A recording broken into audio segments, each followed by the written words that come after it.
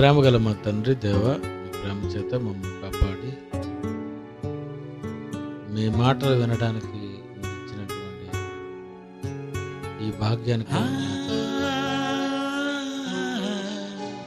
మీ పిల్లలకు మీకోసం తెలియడానికి ఎన్నో విషయాలు మీరు మీ పిల్లలకు చెప్పాలి అని మీరు ఈ లోకములో మీకోసం తెలుసుకోవడానికి మీరు రాయించి ఇచ్చిన గ్రంథమును పరిశీలించి గ్రహించుకొని బుద్ధి కలిగి బ్రతకగలిగేటట్టు సహాయం చేయండి. యేసుక్రీస్తు పేరట ఈ ప్రార్థనకు సమర్పిస్తున్నాము తండ్రి. ఆమేన్.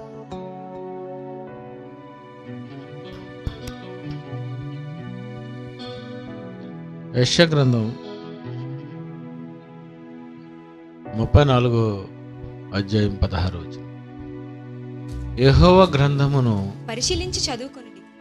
పరిశీలించి చదువుకోండి. దేవుడు చదువుకోమంటున్నాడు. బైబిలు అందరూ చదవాలి. బైబిల్ చాలామంది చదవరు, వింటారు. అది ఆదివారం వింటారు, అంతే. సోమవారం నుండి శనివారం వరకు చదవడం ఉండదు. చదువు రాక చదవడం లేదా అంటే చదువు బాగా వచ్చు, అన్నీ చదువుతారు. రోడ్డు మీద పోస్టర్ల మీద ఉన్నవి చదువుతారు,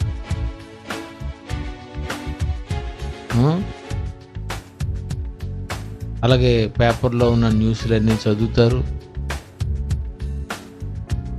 ఏ విషయాలైనా మనిషి చదువుతాడు, కానీ యెహోవా గ్రంథము పరిశీలించి చదువుకోండి అంటే బైబిల్ మనిషి తప్పకుండా చదువుకోవాలి. ఆదికాండం నుండి ప్రకటన గ్రంథం వరకు దేవుడు 66 పుస్తకాలు మనకిచ్చాడు. ఇవి చదవాలి, ఇవి చదువుకోండి. ఇవి చదువుకోవడానికి, బైబిల్ చదువుకోవడానికైనా మీరు అక్షరాలు నేర్చుకోండి. బైబిల్ చదువుకోవడానికైనా చదువురాని వారు, అంటే తెలుగు చదవడం రానివారు, అక్షరాలు చదవలేనివారు, పదాలు చదవలేనివారు చాలామంది అలా ఉండిపోతారు. కానీ దేవుడు మీరు పరిశీలించి చదువుకోండి అంటున్నాడు. ఆయన చదువుకోమన్నాడు. ఆయన దేవుడు చెప్తున్నది మీరు చదువుకోండి. ఎవరో ఆదివారం వస్తారు, ప్రసంగం చెప్తారు. ఎవరో మీ ఇంటికి వస్తారు, వాక్యం చెప్తారు. ఎవరో మాకేదో చెప్తారు అని ఈరోజు చదవడం లేదు. ఎవరో బైబిల్ని సరిగ్గా చదవడం లేదు. బైబిల్ని దేవుడు అంటున్నాడు పరిశీలించి చదువుకోండి, పరిశీలించి చదువుకోండి. అంటే ఖచ్చితంగా మనిషి అతని జీవితంలో బైబిల్ అంతా చదవాలి. ఒకసారి 2 సార్లు 3 సార్లు అని కాదు, నీకు గుర్తున్నంత వరకు చదువుకోవాలి. నీవు బైబిల్లో ఉన్న వచనములు మరిచిపోలేనంత వరకు చదువుకోవాలి. మీరు బైబిల్లో ఆదికాండం ప్రకటన గ్రంథం వరకు ఈ విషయాలు ఉన్నాయండి, అది ఉన్నది, అక్కడ ఉంటుంది, ఇక్కడ ఉంటుంది, ఎక్కడో గుర్తులేదు కానండి, ఇది ఉందండి, పర్లేదు అంటే అలా చదువుకున్నాం. బైబిల్ని అలా చదువుకోవాలి. ఈ చదువుకున్న తర్వాత ఈ వచనములన్నీ కూడా మనం ఏం చేయాలంటే పరిశీలించుకోవాలి. బైబిల్లో వ్రాయబడినటువంటి విషయాలను మనము పరిశీలించాలి. ఒక విషయాన్ని ఈరోజు మనం బైబిల్లో ఉన్నది చదువుకొని పరిశీలిద్దాం. లూకా సువార్త 16వ అధ్యాయం 29వ వచనం ఒకసారి చదువుదాం. అందుకు అబ్రహాము వారి యొద్ద మోషేయు ప్రవక్తలను ఉన్నారు, వారి యొద్ద మోషేయు ప్రవక్తలో ఉన్నారు, వారి మాటలు వినవలనని అతనితో చెప్పగా, వారి మాటలు వినవలనని ధనవంతుడితో చెప్తున్నాడట. సందర్భం ఏంటి? ఎవరితో మాట్లాడుతున్నారు, ఎప్పుడు మాట్లాడుతున్నారు, ఏమని మాట్లాడుతున్నారు అని అడిగితే అబ్రహాము గారు అంటున్నారు, వారి యొద్ద మోసే ప్రవక్తలు ఉన్నాయి, వారి మాటలు వినవలను అని అబ్రహాము గారు చెప్పినటువంటి మాట యేసుక్రీస్తు వారు గుర్తు చేస్తున్నారు. ఏమని యేసుక్రీస్తు వారు గుర్తు చేస్తున్నారు అంటే, ఒక ఇంపార్టెంట్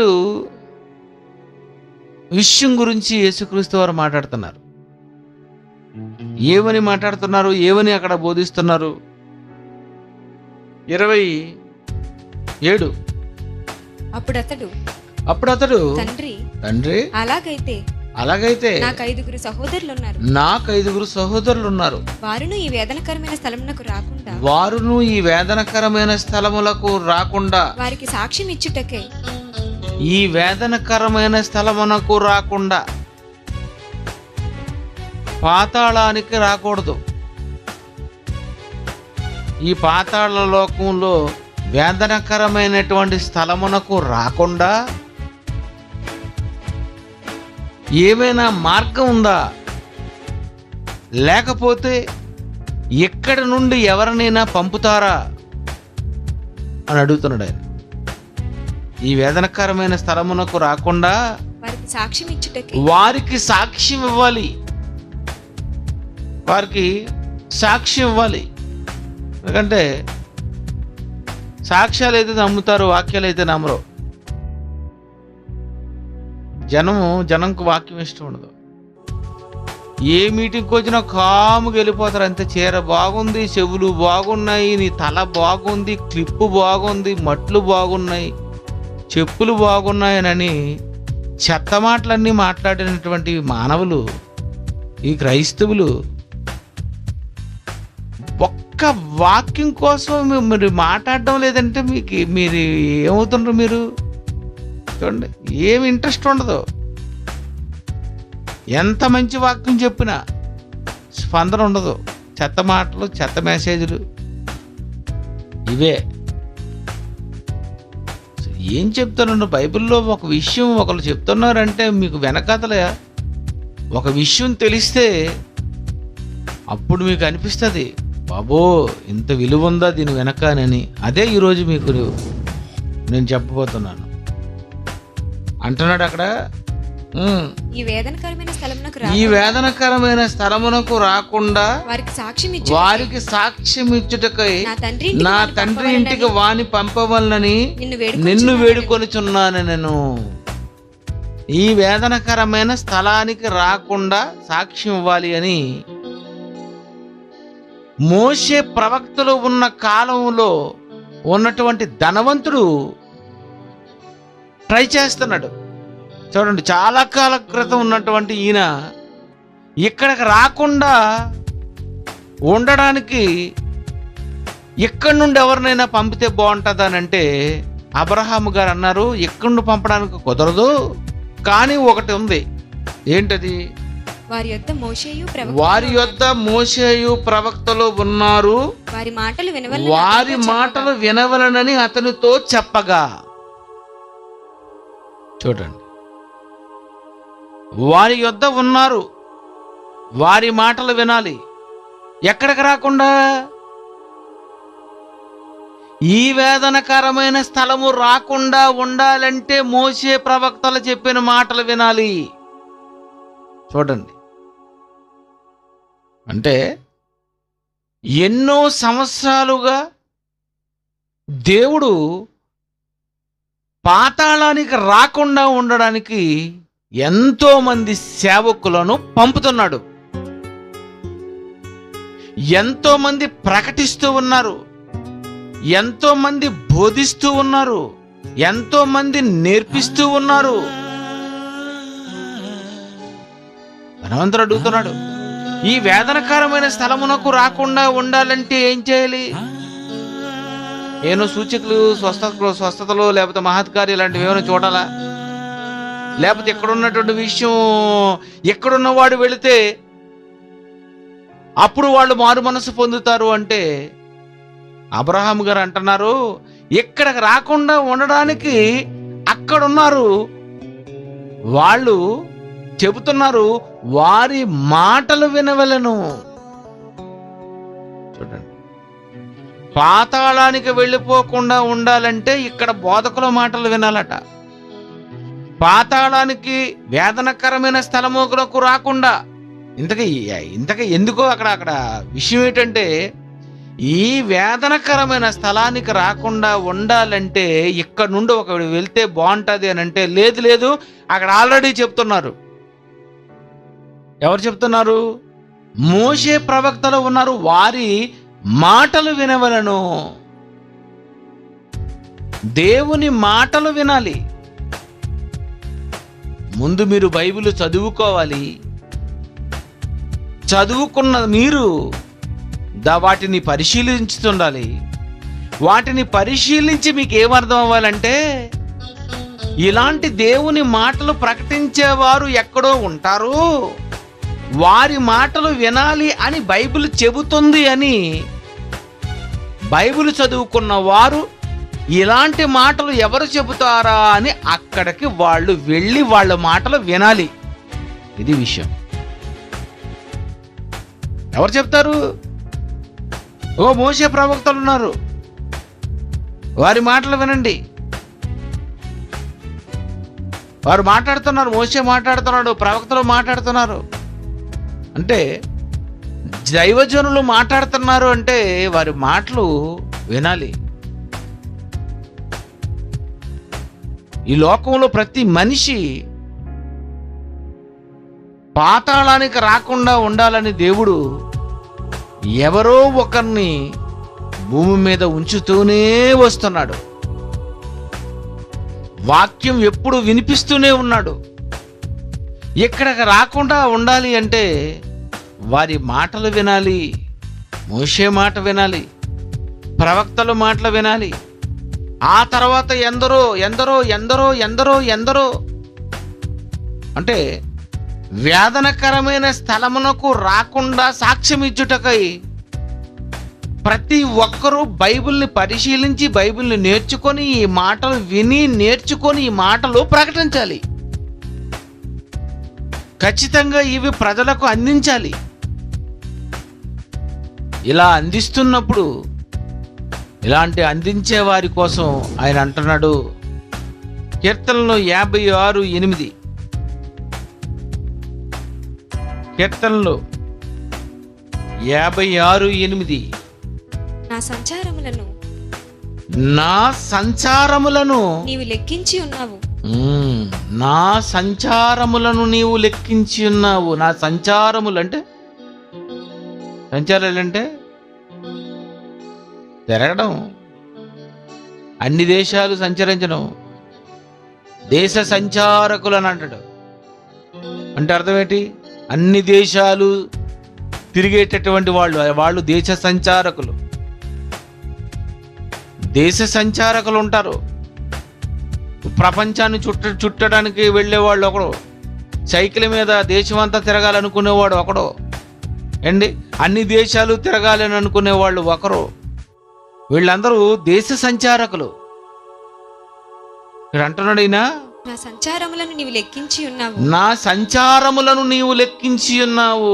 ఎక్కడికి వెళ్ళాడని ఇతను ప్రకటించడానికి వెళ్ళేటటువంటి ఈ సంచారములు. మనం సువార్తకు వెళ్తామా? ఇవన్నీ ఏమంటారు? సంచారములు. కర్నూలు వెళ్ళేవండి, హైదరాబాద్ వెళ్ళేవండి, కాకినాడ వెళ్ళేవండి, మరి విజయవాడ వెళ్ళేవండి, రాజమండ్రి వెళ్ళేవండి, శ్రీకాకుళం వెళ్ళేవండి, ఒరిస్సా వెళ్ళామండి, అటు వరంగల్, అటువైపు మళ్ళీ హనుమకొండ, ఇంకా కొన్ని ప్రాంతాలు, ఇవన్నీ ఏంటంటే ఇవి సంచారములు. నా సంచారములను నీవు లెక్కించి ఉన్నావు.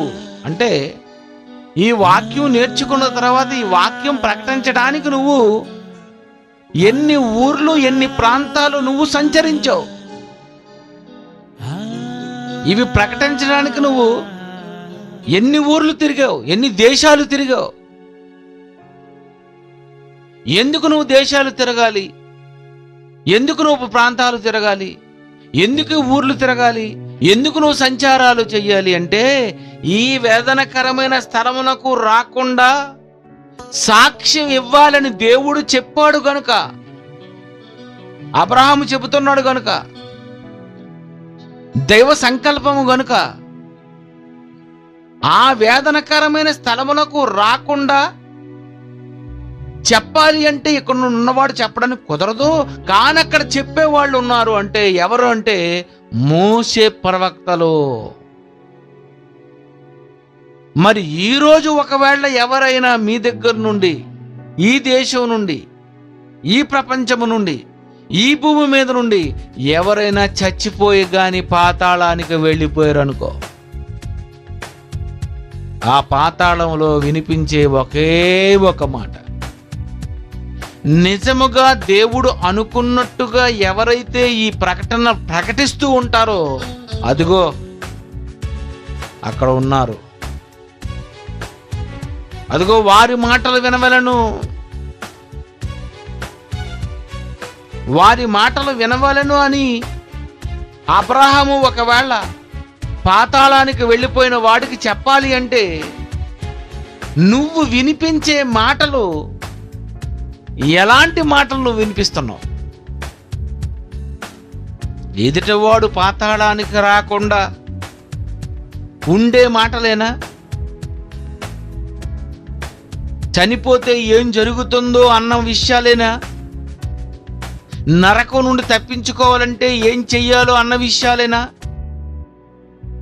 ఎలాంటి విషయాలు చెబితే వాళ్ళ యొద్ద ఇగో పలానా వాళ్ళు ఉన్నారు, పలానా వాళ్ళు ఉన్నారు, పలానా వాళ్ళు ఉన్నారు.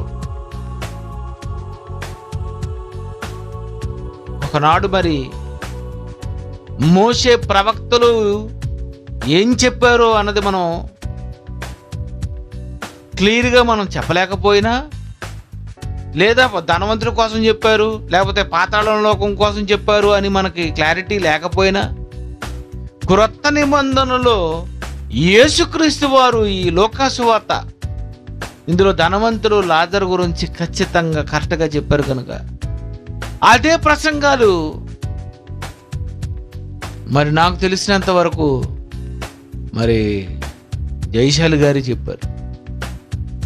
ఎన్నో ప్రాంతాలు ధనవంతుడు లాజరు అనే ఈ ప్రసంగం ఆయన నోటి నుండి వినలేనోళ్ళు ఒక్కరుండరు. ఏంటి ఈ ప్రసంగం వినలేదు అని అన్నోళ్ళు ఎవరున్నారు చెప్పండి. ఏంటి ఈ ప్రసంగం మేము వినలేదు, అసలు ఈ విషయం మాత్రం మేము వినలేదు అని అనేవాళ్ళు ఎవరున్నారు? ఆయన నోటి నుండి ఎన్నిసార్లు అండి అవి, అన్నిసార్లు ఆ మాటలు వినిపిస్తున్నప్పుడు, ఆ మాటలు ఆయన అన్నిసార్లు అన్ని ప్రాంతాల్లో అన్ని దేశాల్లో ప్రకటిస్తున్నప్పుడు, ఈ భూమి మీద ఉన్న వాళ్ళు ఒక్కొక్కరు మరణిస్తూ పాతాళానికి వెళ్ళిపోతుంటే నిజంగా పరదేశంలో ఉన్నటువంటి వాళ్ళు ఏమంటారు? వారి యొద్ద ఉన్నారు, వారి మాటలు వినవలెను. వారు మాట్లాడుతున్నారు. ఎక్కడెక్కడ మాట్లాడుతున్నారు? అనేక సభల్లో మాట్లాడుతున్నారు, అనేక ప్రాంతాల్లో మాట్లాడుతున్నారు. ఇగో వారి మాటలు వినవలెను. పాతాళానికి రాకుండా ఉండాలంటే భూమి మీద బోధకుని మాట వినాలట. చూడండి, వారి మాటలు వినవలెను. మరి ఎవరు వింటున్నారు? ఎవరు వస్తున్నారు? ఎవరికి ఇంట్రెస్ట్ ఉంది? అసలు ఇవన్నీ చదువుకోవాలని చెప్పాడు. మీరు చదువుకోవాలి. చదువుకున్నా నీకు అర్థం అవుతుందా? నీకు అర్థం అవ్వదు. ఏం చేయాలి? ఎవరైనా నేర్పిస్తే నేర్పించే వాళ్ళ దగ్గరకు నువ్వు వెళ్ళాలి. కొద్ది కాలం వస్తారు, నేర్చుకుంటారు, మానేస్తారు. కొద్ది కాలం వస్తారు, నేర్చుకుంటారు, మానేస్తారు. కొద్ది కాలం వస్తారు, నేర్చుకుంటారు, మానేస్తారు. చాలా మంది చూస్తుంటాను అలాగా. చివరి వరకు ఎవరో అక్కడక్కడ ఉంటారు కానండి, అసలు నా లెక్కల ప్రకారం అసలు ఎవరు ఉండరండి. వస్తారు, 4 మాటలు మాట్లాడుకుంటారు, ఏదో ప్రసంగం అయిపోతుంది అనుకుని పోతుంటారు. నేర్చుకుందాం, ఇంకా వారి మాటలు విందాం ఏం చెప్తారు. ప్రియమైన దేవుని పిల్లారా, భూమి మీద ప్రకటనలు జరుగుతున్నాయి. భూమి మీద పాతాళానికి రాకుండా, ఈ వేదనకరమైన స్థలమునకు రాకుండా భూమి మీద ప్రకటన జరుగుతుంది, బోధ జరుగుతుంది. ఎవరైతే నిజముగా బైబిల్లో ఉన్న వాక్యాలను పరిశోధించి ఏది ఎక్కడ చెప్పాలో అన్నది నీకు అర్థమై నువ్వు చెప్పగలిగితే, ఒకరోజు నీ పేరు కూడా పరదేశంలో ఉన్నటువంటి అబ్రహాము చెప్తాడు, ఇంకో వారి దగ్గర ఈవిడుంది, వాళ్ళ దగ్గర అతనున్నాడు, వారి దగ్గర ఇతనున్నాడు. అంటే భూమి మీద అక్కడికి రాకుండా ఉండడానికి ఇక్కడ బోధ చేయాలి. మరి ఎవరు బోధిస్తున్నారు, ఎవరు బోధ నేర్చుకుంటున్నారు, ఎవరు బైబిల్ చదువుతున్నారు, ఎవరు ప్రకటిస్తున్నారు, ఎవరు సంచారం చేస్తున్నారు? మాకెందుకు అనుకున్న వాళ్ళు కొంతమంది. ఇప్పుడు ఊర్లో ఎలా వస్తామండి బాబు, ఊర్లు రాలేమని బాబు, అంత దూరం రాలేము, డబ్బులు లేవని అనుకున్న కొంతమంది. బాబు నాక బస్సు ప్రయాణం పడదు, అయ్యి బాబోయ్ పాతాళం పడుతుంది కావాలా అండి. నాకు బస్సు పడదు, నాకు ఆటో పడదు, నాకు కారు పడదు, నాకు విమానం పడదు. మరి ఏది పడితే పోనీ అది ఎక్కు. ట్రైన్ పడుతుంది కదా, ఏది పడితే అది ఎక్కి వెళ్ళాలి కదా, సంచారం చేయాలి కదండి, మరి అక్కడికి వెళ్ళాలి కదండి. వాళ్ళు ఏం చెప్తారు? మలాకి గ్రంథం 3:16, అప్పుడు యెహోవా యందు భయభక్తులు గలవారు ఒకరితో ఒకరు మాట్లాడుకొని చుండగా, చూసారా, భయభక్తులు గలవారు ఒకరితో ఒకరు మాట్లాడుతుంటారట. యెహోవా యందు భయభక్తులు గలవారు ఎవరు మాట్లాడతారు ఈ మాటలు? యెహోవా యందు భయభక్తులు గలవారు. దేవుడంటే ఎవరికైతే భయం ఉందో వాళ్ళు మాట్లాడతారటండి. ఎవరికైతే యెహోవా అంటే భక్తి ఉంటుందో, ఈ భక్తి ఉన్నవాడు ఈ దేవుడి మాటలు మాట్లాడతాడు, లేదా చెత్త మాటలని మాట్లాడతాడు. భక్తి పోయిందనుకోండి చెత్త వచ్చేస్తుంటుంది, భక్తి లేదనుకోండి ఇంకా ఏదేదో వేరే మాటలు మాట్లాడేస్తుంటారు. అంటే భక్తి పోయిందని అర్థం, మనం రాసుకోవడమే. ఈ మాటలు వచ్చేస్తున్నాయంటే అర్థం ఏంటి? భక్తి పోయింది. భక్తి ఉన్నదని ఎలా తెలుస్తుంది అంటే, యెహోవా యందు భయభక్తులు గలవారు ఒకరితో ఒకరు మాట్లాడుతుంటాడు. మరి దేవుని యందు భయభక్తులు గలవారు ఏం మాట్లాడతారు? వాక్యాలు. దేవుని యందు భయభక్తులు గలవారు ఏం మాట్లాడతారు? ప్రసంగాలు. ఇగో ఇలా చెప్పారు, ఇగో ఈ ఆదివారం ఇలా నేర్చుకున్నాను, ఇగో ఈ శనివారం ఇలా నేర్చుకున్నాను, ఇగో సాయంత్రం ఇలా చెప్పారు ఈ క్లాసు. ఇవన్నీ ఒకరితో ఒకరు ఎవరు మాట్లాడుకుంటారంటే, యెహోవా యందు భయభక్తులు గలవారు మాట్లాడుకుంటారు. ఈ భక్తి లేని వాళ్ళు ఏంటంటే ఏం మాట్లాడకూడదు, సైలెంట్ దిగిపోతారు అంతే. భక్తి లేదనుకోండి ఏం మాట్లాడుకుంటారు? ఎప్పుడు వదులుతారా అని చూస్తుంటారు, అది అంతే కదా. చర్చకు వచ్చిన వాళ్ళు ఎప్పుడు వదులుతారా అని చూసుకున్నంటే అంత అర్థం ఏంటంటే, చర్చ అంటే చిరాకు వచ్చింది, వాక్యాలంటే చిరాకు వచ్చింది. ఒకరు మంచి వాక్యం చెప్తున్నారు అంటే వాక్యం వినడానికి కూడా కొంతమంది రారు అంటే అర్థం ఏంటి? ఏ మాటలైతే నువ్వు వినాలో, ఏ మాటలైతే ప్రకటిస్తున్నాలో, ఈ భూమి మీద ప్రకటిస్తున్నారో, ఇవన్నీ ప్రతిరోజు ప్రతి దినం మనం వింటుండాలండి, వినాలి, వాక్యాలు వినాలి, వాక్యాన్ని పరిశోధించాలి, పరిశీలించి చదువుకోండి. అపోస్తలుల కార్యములు 17వ అధ్యాయం 11వ వచనము. వీరు దశలోనికలో ఉన్న వారి కంటే గనులై ఉండిరి వీరు గనుక దశలోనికలో ఉన్నవారి కంటే గనులయ్యుండిరటబ్బా. వీళ్ళు బాగా గనులటండి. వీళ్ళు బైబిల్లో చెప్తున్నారు, వీరు దశలోనికలో ఉన్నవారి కంటే గనులు. ఎందుకు అంత గనులు? ఆసక్తితో వాక్యమును అంగీకరించి ఆసక్తితో. ఫస్ట్ ఏంటంటే ఆసక్తి. ఏం చెప్తారు అని ఆసక్తి. నోట్స్ పెన్ను తీసుకొస్తారు, ఆసక్తి. అయ్య బాబు ముందే వచ్చేద్దాము, ఆసక్తి. ఈ ప్రసంగం ఇదంతా మనం రికార్డ్ చేసుకుందాం సెల్ ఫోన్లో, ఆసక్తి. ఈ ప్రసంగం మనం ఈరోజు ఎలాగైనా సరే వాట్సాప్లో అందరికి షేర్ చేసేద్దాం. మంచి ప్రసంగం. ఇది ఎవరిది? ఆసక్తి. అసలు రికార్డింగే నొక్కలేదంటే ఇంకా నీకు ఎందుకు సెల్ ఫోన్ ఎందుకు కొన్నావు మరి? ఏది స్మార్ట్ ఫోన్ 10,000 ఇచ్చి ఎందుకమ్మా కొన్నావు? ఫోన్ 4,000 ఇచ్చి ఎందుకు కొన్నావు? యెహోవా యందు భయభక్తులు గలవారు ఒకరితో ఒకరు మాట్లాడుకోవడానికి కాదు, భార్య భర్తలు ప్రేమించుకున్నోళ్ళు.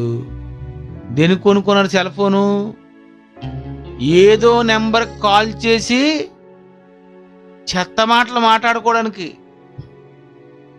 అసలు సెల్ ఎందుకు వచ్చింది? అసలు సెల్ ఫోన్ టెక్నాలజీ దేవుడు ఎందుకు భూమిలో పెట్టాడు? ఈ ప్రకృతిని కలిగించినప్పుడు సెల్ని ఎవరు అసలు ఈ భూమిలో పెట్టారు? ఈ టెక్నాలజీ, ఈ సిస్టము, ఈ వేవ్స్, ఇవన్నీ సిగ్నల్స్ ఉన్నాయి, ఇవన్నీ ఎవరు పెట్టినవి? నువ్వా? ఎయిర్టెల్లోడా? టాటా స్కైయోడు, ఎయిర్టెల్లోడు, జియో, బిఎస్ఎన్ఎల్లోడు పెట్టినవి కాదు ఇవి. దేవుడు పెట్టినటువంటి ఈ టెక్నాలజీలో ఆయన మాటలు అందించుకోవడానికే ఉన్నది ఈ నెట్వర్క్. అంతా దేవుడు పెట్టాడు, అది దేవుని కోసం. మనిషి అది పాడు చేశాడు, వదిలేండి. అంతా మంచిదే. అని చేసినది యావత్తు చూసినప్పుడు సెల్ ఫోను మంచిదిగా ఉండేది, అంతేనా? నెట్వర్క్ మంచిదిగా ఉండేది, అంతా మంచిదే. దేవుని మాటలు అందించడానికి నీ సెల్ ఫోన్లో రికార్డింగ్ చేసి నువ్వు దీన్ని వాట్సాప్ మెసేజ్ కింద చేయగలిగావంటే బావాడావు, భలేవాడావు, బ్రహ్మాండం. నీకు ఖచ్చితంగా నీకు సెల్ ఫోను పాడైపోతే ఇంకోటి కొనేసి ఇవ్వాలి మేము, తప్పదు. ఎందుకంటే మంచిది కనుక, దేవుని వాక్యాలు మంచివి మనం అందరికీ ప్రసంగాలు పంపిస్తున్నావు కనుక నీకు ఫోన్ పాడైపోతే అంటే మేము ఫోన్ కొని ఇవ్వాలి, అంతే కదండి. ఎందుకు కొనుక్కున్నాను? ఫోన్ చేసుకొని మాట్లాడుకోవడానికి కాదు, ప్రసంగాలు వినడానికి, లైవ్ చూసుకోవడానికి. దీనికి ఏం పని? దేవుని కోసం నువ్వు ఉపయోగించుకున్నా అది ప్రాబ్లం లేదు. టీవీ కొనుక్కుంటారు, అది నువ్వు దేవునికి ఉపయోగించగలవా? అందులో ఉన్న క్లిప్పింగ్లు ఏమైనా దేవునికి ఉపయోగించగలవా? అందులో ఉన్న సమాచారంలో ఉన్నటువంటి సమాచారాలు ఏమైనా దేవునికి నువ్వు ఉపయోగించగలవా? అలాగైతే నువ్వు టీవీ కొనుక్కో.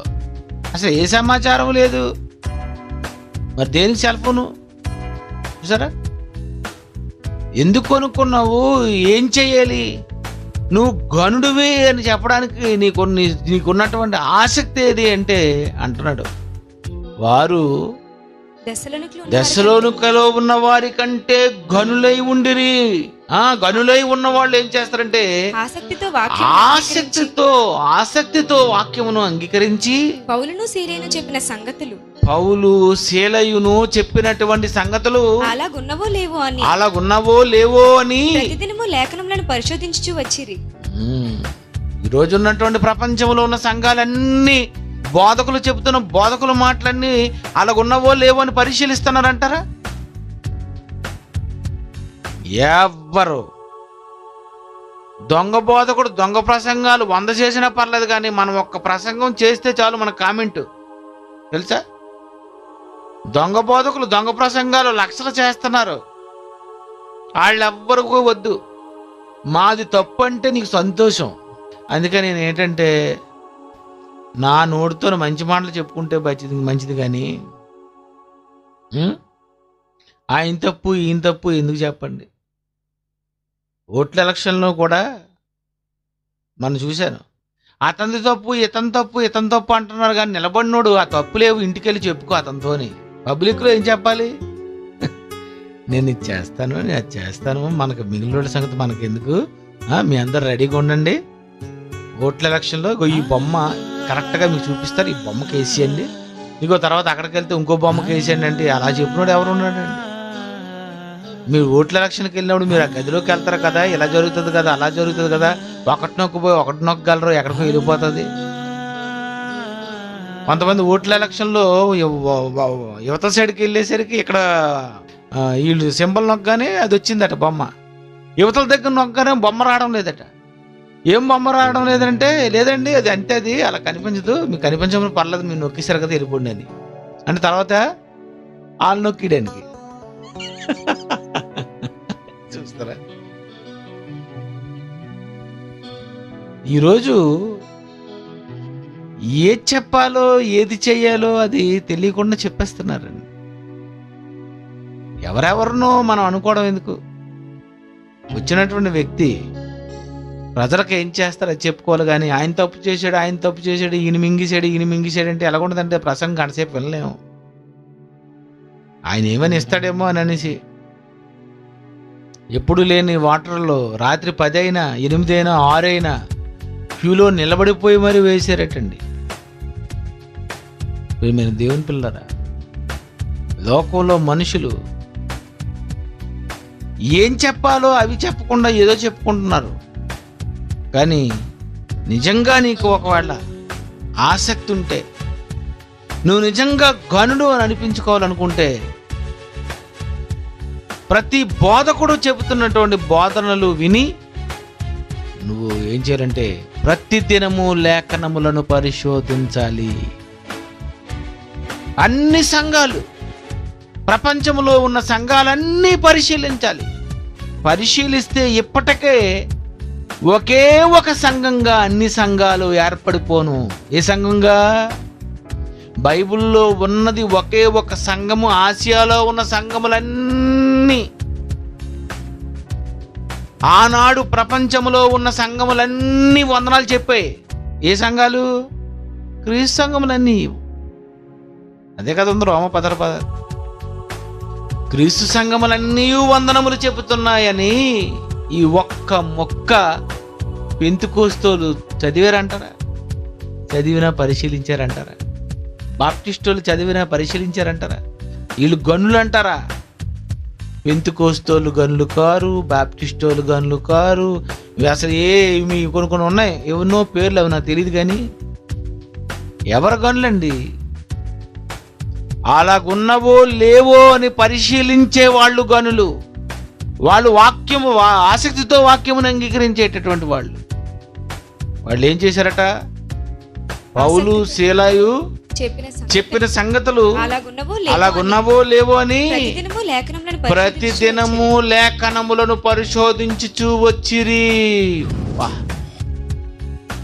ప్రతిదినము చదివేవారటండి, ప్రతిదినము పరిశీలించారట, ప్రతిదినము పరిశోధనకు, ప్రతిదినము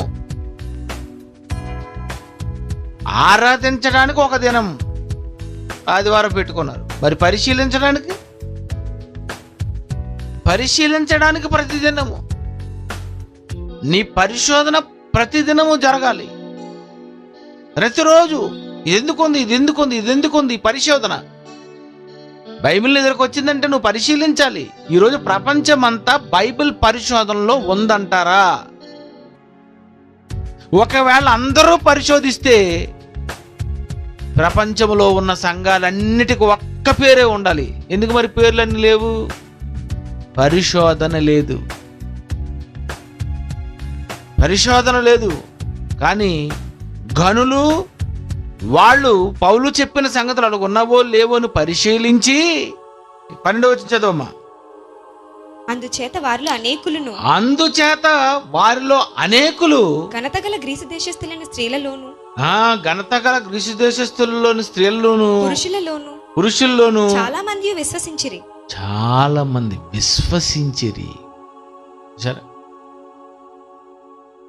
పరిశీలించి విశ్వసించారట, వాక్యం విని విశ్వసించారట. ఆసక్తి కలిగిన వారు వాక్యం విని విశ్వసిస్తారు. ఆసక్తి కలిగిన వారు పరిశీలించి విశ్వసిస్తారు. రోగం పోయిందని నువ్వు నమ్మేసావంటే ఇంకా నిన్నేం చేయాలి? నువ్వు గనుడువా? నీకు ఆసక్తి చూసారా? రోగాలు పోయిందని నమ్మేవాళ్ళు, దేవుడు మేలు చేస్తాడని నమ్మేవాళ్ళు, అవసరాల కోసం దేవుణ్ణి నమ్ముకున్నటువంటి వాళ్ళు, వీళ్ళందరూ ఎవరు? గనులు కాదు. వారు గనులు కాదండి. ఎవరు గనులు అవుతారంటే చెప్పిన మాటలు ఆసక్తితో అంగీకరించేవాళ్ళు, అంగీకరించి పరిశీలించేవారు. అలాగున్నావో లేవో అని ముందు ఆసక్తితో అంగీకరించారట. ప్రసంగం చెప్పేటప్పుడు బాగా వినాలి, వినేసి అంగీకరించు, అప్పుడు పరిశీలించు, అవసరమైతే ప్రతిదినము పరిశీలించు. అలాగున్నావో లేవో అని నువ్వు కన్ఫర్మ్ చేసుకున్న తర్వాత నువ్వు నమ్మాలి. నిజమే పౌలు గారు నిజమైన బోధకుడు, నిజమే శీల గారు చెప్పిన సంగతులు నిజంగా అలాగే ఉన్నాయి. ఎందుకంటే భూమి మీద పాతాళ లోకంలోకి వెళ్ళిపోకుండా ఉండడానికి, వేదనకరమైన స్థలముకు రాకుండా సాక్ష్యం ఇచ్చుటకు మోషే దగ్గర నుండి, ప్రవక్తల దగ్గర నుండి ఈ మాటలన్నీ కూడా లోకంలో ప్రకటనలు జరుగుతున్నాయి. నోవాహు కూడా ప్రకటించాడు కదా? నోవా ప్రకటించలేదా? ఎప్పటి నుండి ప్రకటన అండి, ఎప్పటి నుండి ప్రకటనలు ఉన్నాయి. ఇలా ఎవరెవరైతే ప్రకటిస్తారో వాళ్ళ కోసం దానియేలు 7:10 దానియేలు 7:10 అగ్ని వంటి ప్రవాహము, అగ్ని వంటి ప్రవాహము ఆయన యొద్ద నుండి ప్రవహించుచుండెను, ఆయన యొద్ద నుండి ప్రవహించుచుండెను. వేవేల కొలది ఆయనకు పరిచారకులుండిరి, వేవేల కొలది ఆయనకు పరిచారకులుండిరి. కోట్ల కొలది మనుషులు ఆయన ఎదుట నిలిచిరి, కోట్ల కొలది ఆయన యొద్ద మనుషులు నిలిచిరి. తీర్పు తీర్చుటకే గ్రంథములు తెరవబడెను, తీర్పు తీర్చుటకే గ్రంథములు తెరవబడును. వేలాది కొలది పరిచారకులు, ఎంతో మంది సేవకులు ఉన్నారు ఆయన దగ్గర. దైవ సేవకులు ఉన్నారు భూమి మీద. దేవుని గురించి చెప్పేవాళ్ళు, పాతాళ లోకం గురించి చెప్పేవారు, పరదేశ గురించి చెప్పేవాళ్ళు, చనిపోతే ఏం జరుగుతుందో చెప్పేటటువంటి వాళ్ళు, ఈ చనిపోయిన వారు ఎక్కడికి వెళ్ళిపోతున్నారు అని చెప్పేటటువంటి వాళ్ళు. ఈ వేదనకరమైన స్థలములకు రాకుండా ఉండాలి అంటే ఏం జరగాలి అని అడిగితే, అదిగో వారి యొద్ద మోషే ప్రవక్తలు ఉన్నారు, వారి మాట వినాలి. సరే, బోధకులు చెప్తున్నారంటే వాళ్ళ మాటలు వినాలి. వాళ్ళు చెప్పినటువంటి మాటలు ఆసక్తితో అంగీకరించాలి. వాళ్ళు చెప్పిన మాటలు పరిశీలించాలి. వాళ్ళు చెప్పినటువంటి మాటలను మీరు నేర్చుకొని ఇతరులకు మీరు ప్రకటించాలి. ఇలా నువ్వు వేవేల కొలది సేవకులుగా తయారవ్వాలి. ఈరోజు Bible open university India international ద్వారా నిజమైనటువంటి మంచి వాక్యాలు బోధించేవాళ్ళు ఎంతమంది అండి బాబు ఉన్నారు, ఎంతమంది. మొన్న కర్నూలుకి వచ్చారండి, మొన్న కర్నూలులోకి వచ్చారు. ఎవరాళ్ళు? పట్టభద్రులు, ఎంబీటీహెచ్ చేసినటువంటి వాళ్ళు వచ్చారండి. వాళ్ళందరినీ చూసి ఎంత ఆనందం అనిపించిందో, చాలా ఆనందం అనిపించింది. డైరెక్టర్ గారు చూడాలి ఇది. ఇంతమంది నేర్చుకున్నారా, ఇంతమంది ఎంబీటీహెచ్ చేశారా, ఇంతమంది బైబిల్ నేర్చుకున్నారా, ఇంతమంది వాక్యం చెప్పగలుగుతున్నారా, ఇంతమంది పరీక్షలు రాశారా, ఇంతమంది వేల రూపాయలు ధనం ఇచ్చి నేర్చుకున్నారా. చూడండి సరే, ఆసక్తితో అంగీకరిస్తే ఎలా ఉంటుందో, నవ్వు మాకు వచ్చి అలా ఉండదు. చూడండి ఇంకా చూడండి, ఇంకా కొంచెం వెనక్కి కెమెరా వస్తే, కెమెరామెన్ వీక్ ఒక పైన చూడండి, ఇంకా టెర్రస్ మీద పైన వీళ్ళందరూ చూసారు. అందరూ ఎవరు చూసారు? ప్రిన్సిపాల్స్ వాళ్ళందరూ వాళ్ళే చూడండి. ఈ పట్టభద్రులు, ఎంబీటీహెచ్ చేసిన వాళ్ళు, ప్రిన్సిపాల్స్, మొత్తం వీళ్ళందరూ చూసారా? ఎంతమంది చూసారా? అవి చూడండి, ఇంకా పైన మేడ మీద కూడా ఫుల్ నిండిపోయారు. ఇంతమంది వచ్చారండి, ఇంతమంది వచ్చారు. దేవుడు అంటున్నాడు, గో ఈ మాటలు చెప్పడానికి ఆ రోజు మోసే ప్రవక్తలు ఉన్నారు, ఈ మాటలు చెప్పడానికి ఈరోజు ఎంతో మంది ఉన్నారు భూమి మీద. చూసి చూడండి అలా. వీళ్ళందరూ ఎవరు? పట్టభద్రులు. ఎంబీటే చేసిన వాళ్ళు చూడండి ఎంతమంది ఉన్నారు.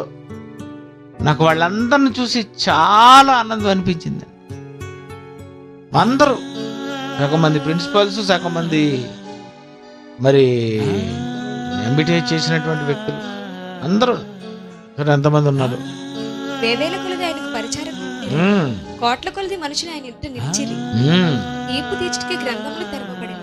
చూసారా, అందరు బోర్డుల మంది పరిచారకులు ఉన్నారు. మనం ఈరోజు ఎంతో మందిని తయారు చేస్తున్నాం, ఎంతో మందిని పంపిస్తున్నాం. వీళ్ళని పంపించిన తర్వాత వీరి మాటలు వినాలి. వారి మాటలు వినవలనని చెప్పాను. నిజంగా దేవుని కోసం ప్రకటించుచున్నటువంటి వారి మాటలు లోకంలో ఉన్నటువంటి వాళ్ళు వినాలి.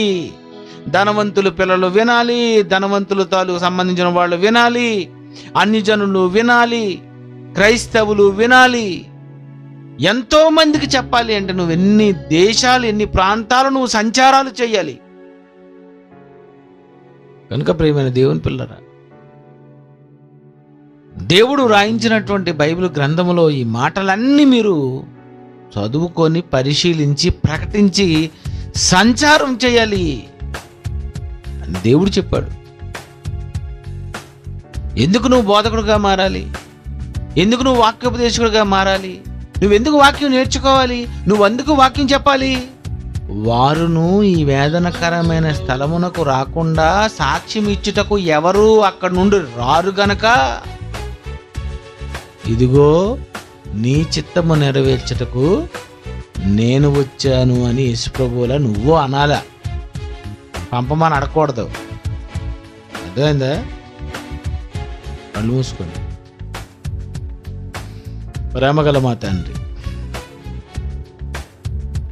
చదువుకోండి అని చెప్పారు, పరిశీలించమని చెప్పారు, అలాగున్నావో లేవో చూడమని చెప్పారు, వెళ్ళమని చెప్పారు, చెప్పమని చెప్పారు. ఇదంతా జరుగుతున్నది వేదనకరమైన స్థలములకు రాకుండా సాక్ష్యం ఇచ్చటం. లోకంలో మరి మీ మాటలు ఎన్నో సంవత్సరాలుగా ఎంతో మందికి నేర్పిస్తుండగా డైరెక్టర్ గారు అనేకులు నేర్చుకొని ఏ మాటలైతే వినాలో ఆ మాటలే చెబుతుండగా ఇంకా ఎందరో నేర్చుకొని చెప్పగలిగేటట్లు సహా యేసుక్రీస్తు పేరటి ప్రార్థనకు సమర్పిస్తున్నాము తండ్రి.